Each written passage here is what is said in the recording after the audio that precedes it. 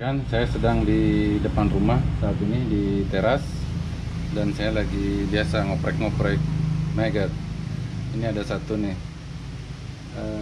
Ternyata populasi di sini memang ada. Nah, ini saya mau tunjukkan ini kejadian yang seringkali membuat kita berpikir bahwa maggot itu tidak ada di tempat kita ketika kita memancing ya.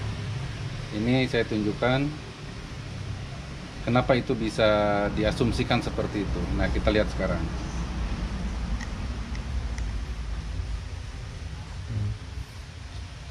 Ini saya taruh kardus ya. Saya taruh kardus, tapi mereka malah bertelur di celah-celah jolang ini.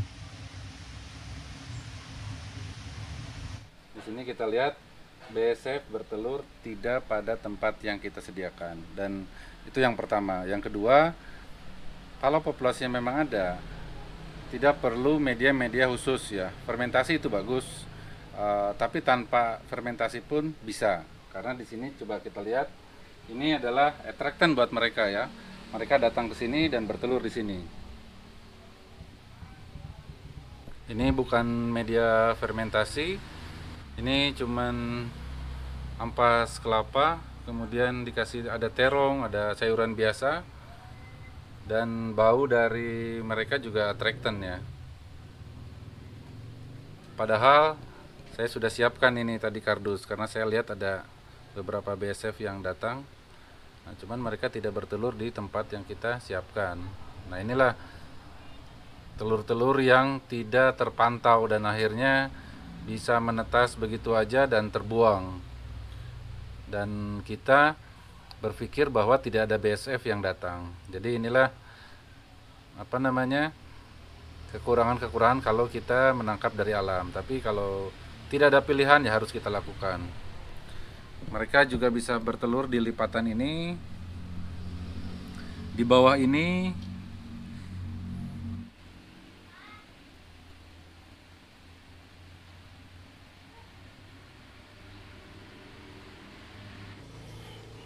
kita bongkar sekarang.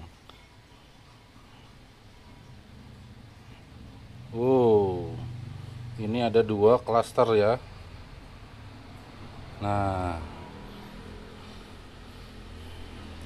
ada 2 klaster yang nyatu di sini. Tadi ada 2.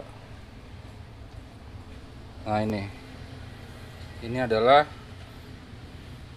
telur BSF. Ada 2 klaster yang tadi bertelur di celah-celah itu, tidak di media atau di kardus yang saya siapkan. Nah, ini. Oke, teman-teman. Jadi kebayang ya kalau berburu di nangkep dari BSF alam ini, itulah tantangannya ya, kendala-kendalanya. Tantangan sih kalau saya sebut ya. Kenapa kalau nangkep di alam liar banyak hal-hal kejadian seperti itu? Satu, kita beranggapan bahwa media itu tidak pas, padahal belum tentu gitu ya. Kita menganggap tidak ada BSF yang datang, padahal belum tentu juga. Ada BSF datang tapi tidak bertelur di tempat yang kita sediakan. Kita tidak mungkin ya, rekan-rekan tidak nongkrongin media ini sepanjang hari misalkan ya. Ada saatnya rekan-rekan masuk ke rumah atau keluar, ketika datang maggotnya sudah, BSF-nya sudah pergi ya, padahal dia sudah menaruh telur di celah-celah tadi. Yang ketiga, seringkali kejadiannya gini. Setelah telur itu nanti, astagfirullahaladzim, saya tadi, ini jatuh.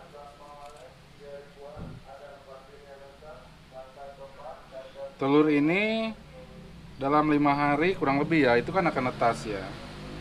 Nah, rekan-rekan itu menganggap bahwa tidak ada telur. Terus pakai lagi wadah ini besok harinya, sampai 5 hari kemudian telur ini akan menetas. Dan menetas ini jatuhlah ke sini ya. Baru seringkali ada kejadian loh, tidak ada telur tapi tiba-tiba di wadah kita ada BSF. gitu ya, ada BSF, ada maggot ya gitu ya. Nah, kejadiannya itu penyebabnya seperti itu. Jadi banyak yang bertelur di celah-celah ini tidak kita sadari sampai akhirnya mereka menetas dan jatuh ke sini. Baru kita ketahui pada saat ini mau dibongkar misalkan ya, mau dibersihkan. Mau pas dilihat ada maggot.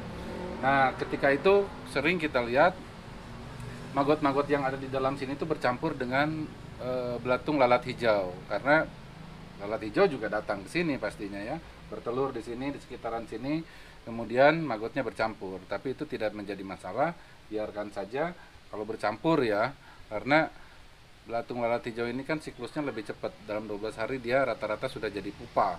Jadi nanti itu mereka manjat duluan dan wadah rekan-rekan nanti akan bersih maggot BSF. Nah, itu tetap lakukan. Jadi solusinya adalah ininya perbanyak aja. Jadi kemungkinan mereka bertelur di tempat kita itu sangat tinggi nanti. Wadahnya media ini diperbanyak di sekitaran sini ya. Baru kita cek satu-satu. Nah, cuman yang harus kita ingat adalah bahwa kegiatan menangkap bibit dari alam ini bukan kegiatan yang menerus. Jadi ini kegiatan yang temporal untuk mendapatkan bibit awal aja. Nah, bibit berikutnya kan nanti didapat dari produksi yang kita buat ya. Sebagian produksinya kita pakai, sebagian produksinya lagi dibibitkan jadi pupa dan dimasukkan ke kandang. Jadi siklus nantinya itulah kita menangkap bibit dari alam dan dibawa ke ranah budidaya.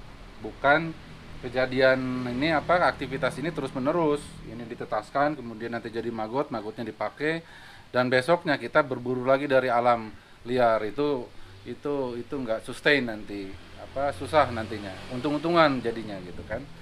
Nah, jadi kejadian-kejadian ini sangat simpel tapi seringkali menjadi banyak pertanyaan. Itu yang rekan-rekan yang para pemula ya, yang sampai saat ini masih banyak yang bertanya. Makanya saya buat video ini. Sebetulnya saya berbicara mengenai masalah ini sudah ada di banyak video sebelumnya ya. Cuman tidak ada salahnya saya buat lagi, mudah-mudahan bisa bermanfaat, terutama buat rekan-rekan yang masih baru ya, yang kecenderungan untuk membeli agak sulit. Mungkin kemarin sudah saya bahas, mungkin alamat rekan-rekan jauh ya. Kalau alamat rekan-rekan jauh maksudnya agak sulit dijangkau oleh ekspedisi atau lama dijangkau oleh ekspedisi. Biasanya biaya ekspedisi jauh lebih mahal daripada bibitnya itu sendiri. Atau mungkin belum ada biaya.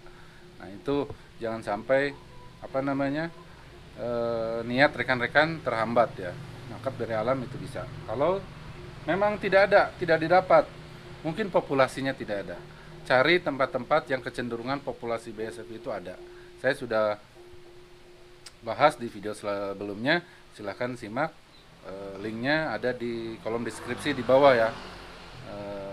Rekan-rekan simak video-video yang berkaitan dengan materi ini supaya saling mendukung, nanti informasinya semakin lengkap dan mudah-mudahan semakin terang benderang ya, permasalahannya apa, tantangannya apa, dan solusinya seperti apa nanti.